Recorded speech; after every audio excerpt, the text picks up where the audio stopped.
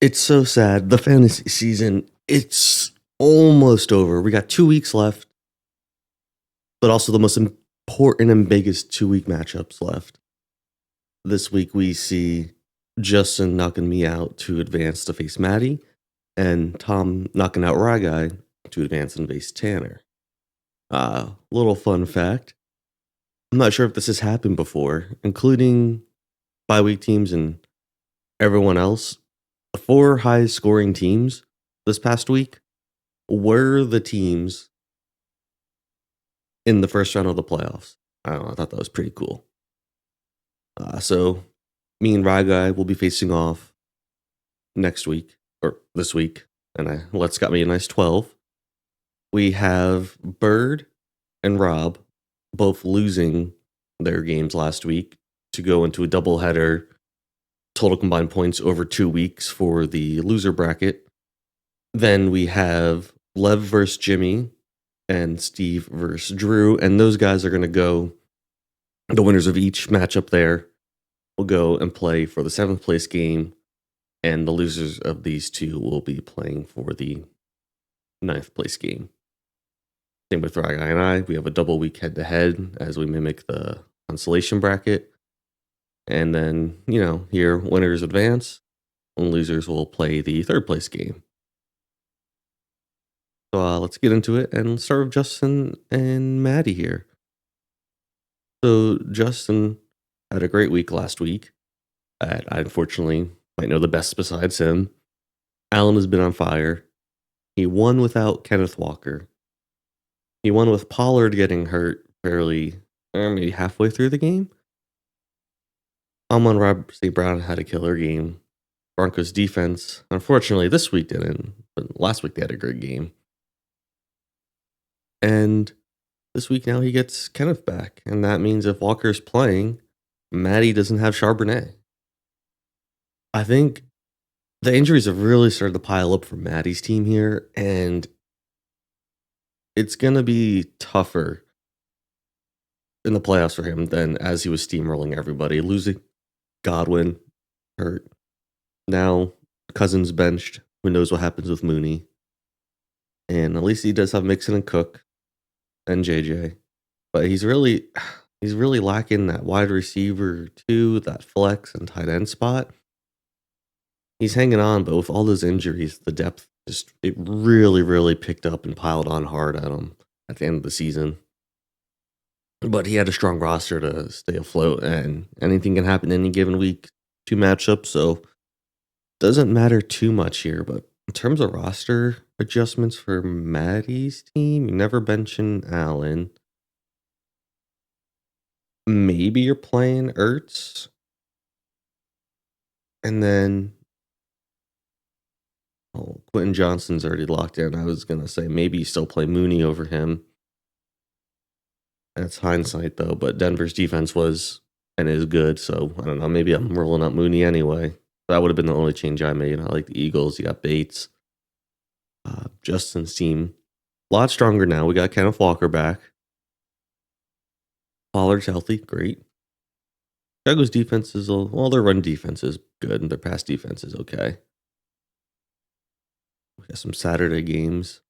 I mean, Zay Flowers has been okay. He's just, all the touchdowns are just for some reason going to Rashad Bateman, and I don't know why. And it's frustrating. I'm sure it's even more frustrating for you, Justin. Hopefully, Flowers gets one here. It should be a tough game versus Pittsburgh. I know the last time these two teams met, I don't think there was a single touchdown. It was all field goals. I mean, the 2 from the Broncos defense, it does stink, but you're still basically projected probably pretty close to even now. There way to see this? Am I like, there we go. I was on the wrong chart. There we go. There's the projection. So you still have the edge here. I do like St. Brown. I mean, Allen has been on fire. Maybe one of the only quarterbacks that can compete with Allen could be Hurts. Walker, great. And they're going to need him.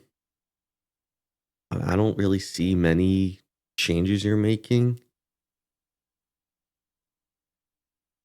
Would you ever play Abdullah over Thielen? Probably not. Cardinals defense, I think, is a little underrated. And I don't know. This is something to think about. Jacksonville's really, really bad on defense. Just something to think and look over. Oh, apparently Pollard is still questionable. And this is a tough matchup. Let's see here. Tucker. Hmm. Nixon versus Kansas City, though. I think I'm going to give the edge to Justin on this one. Not by a huge amount, but just like the matchups Justin's team has a little bit more than Maddie's. Seattle is supposed to be a downpour, and the Vikings get up a little bit early because the Seahawks haven't been playing that well. Maybe Jefferson's not needed as much. Although the trade off, Allen versus Cook, whoever gets those rushing touchdowns, that could be a huge difference maker in the outcome of this game. But I'm going to go with Allen. I'm sorry, I'm going to go with Justin. Team's been on a roll recently. And maybe Matty finds a way to sneak one out with Schultz and McKillen. Maybe they step up, but I'm picking my vote for you, Justin. Good luck, boys. Our second matchup features a team that while they had a bye week, they somehow lost. This is probably the worst thing that could have happened to Tanner during his bye week. Lost Montgomery. Out for at least this game, if not longer. Looks like he's losing Kamara this week, too. Could be out for the season. Tanner had some injuries early. Came back. Team played great. And now at the end of the season, the injuries are back. Different players. This time we're losing the running backs. At least he's got 3 solid receivers to play, though. And then he does have a choice with Judy, but we'll get into that in a little bit. Tom's team, it blew up last week. 150 points, I think, is pretty crazy. But kicker exploded for 15, I think. The Texans defense, or who did he play last week on defense? I don't even know. Maybe it's the Bengals. Oh, yeah. Bengals defense versus maybe the worst performance I've ever seen from Will Levis, or worst performance from any quarterback in Will Levis. Led him to get like 15 plus points. Kittle surprisingly didn't do much, but the defense and kicker stepping up really helped. And then Burrow, Jones, Stevenson did just what you needed out of them. Nothing too crazy. And then the icing on the cake was Evans had a huge game and Lamb had a huge game. And Evans, Lamb, and then the special teams is kind of what propelled Tom to get to the 150 and beat out Rye Guy. And as we saw in the beginning of the video, Rye Guy still scored like mid, maybe high 130s. And Tom's team just came together, and Rye Guy's special teams really didn't do up too much. And that, along with Kyler, not doing too great for him, really was the difference maker that let the Tom win in. But now he takes on the highest scoring team, although I'm not sure how scary the team might be with the injuries we just touched on. Tom's side, you're probably never starting Gus Edwards. Yeah, you're never playing Gus Edwards. This is 19. It's hindsight. Jerome Ford over Stevenson or Jones. Something to think about.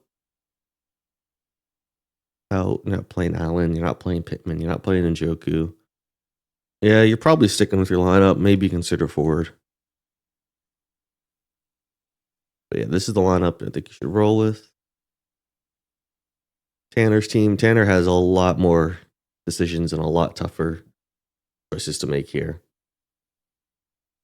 So he's got a bunch of RBs on the bench to place in here. At least, I mean, Montgomery's is so solid for that guaranteed production. And while you lose that, at least you have the receivers to roll out 3 of them and only have to worry about replacing one running back slot, even though you're losing Montgomery and Kamara. Probably 2. Let's see, what's Kamara's rank? Top number 6 and 13. That's killer. Those are tough injuries to overcome. Oh, and Bengals defense that Tom had last week. We checked the points. He had 18. So hopefully they can repeat for you, Tanner, and that'll give a little boost. Fairbairn, it's been I think amazing. Yeah, number 2, he's just been on fire. Stroud has not been throwing the touchdowns, and Fairbairn has been getting the kicks. Although you do have Judy, Tyreek, Puka, and T. There's something to think about. Judy's been on fire. But the only thing to think about is he was doing this mostly with Jameis Winston, and Winston's benched. I would take a look at and see what his stats were like for the part of the game that the other quarterback played, and see how he did. Something to think about. I would consider it and do the research, but I wouldn't full on bench him without looking into that. Purdy or Tua, they play each other in the same game. Oh, that is an unfortunate matchup. That really is a stinker. They're both good defenses, and both quarterbacks are, for fantasy purposes, performing average. Be a little above average, but the confidence level I don't think should be there for either quarterback on the roster right now versus those defenses. Maybe peek the waiver wire. You never know. There could be a streaming option. But yeah, Bowers, 2 top tight ends going against each other, strong running backs against each other. And what I thought put Tanner's team over the top was his running backs were just far and away insane compared to every other teams mostly. But now that those are gone, I think it brings his team down a little closer. Tom Kitch's a huge break with these injuries to 2 top 12 position players. Yeah, it's going to be tough, but anything can happen in fantasy. Tom has a pretty big projection lead right now, but I don't know if someone maybe, probably because Kamara's listed as 0. I'm sure that changes. And he probably could do Miller or Taylor. I don't know. But yeah, both games I think are going to be pretty close. With this, though, let me look.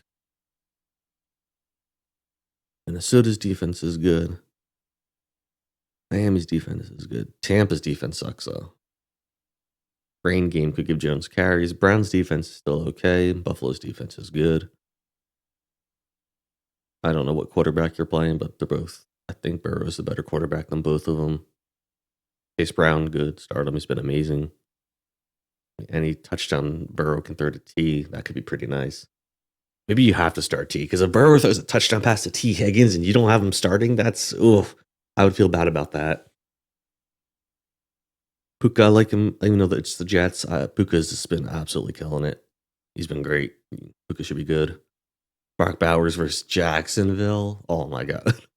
Hopefully this trend these past 2 weeks, he turns it around. I mean, Jaguars are nothing. And then Tyreek is he's a guy who can score a huge touchdown on any given play. I mean, these are the 2-less games. Tua comes back. It improves a little bit. I still think you got to start Tyreek. Weird game versus Houston, but how do you can't live with yourself if you sit Tyreek Hill and he goes off. At least I could. With that final bit of analysis, I think I'm going to go Tanner. I like the matchups a little bit better on his side, while the players are fairly equal now. I think Tom's team faces a bit more of a tougher defense overall between Buffalo, Minnesota, Miami, where honestly, I think Bowers going to have a huge game. And that was kind of the deciding factor. I look at Kittle, I look at Bowers. You can see Bowers getting 100 plus yards and 2 touchdowns because of Jacksonville. When that happens, we will propel Tanner into the finals, but there would be no surprise if Tom wins. Yeah. So good luck, guys. Let's hope for a good matchup. Keep it healthy, and we'll see who gets into the finals.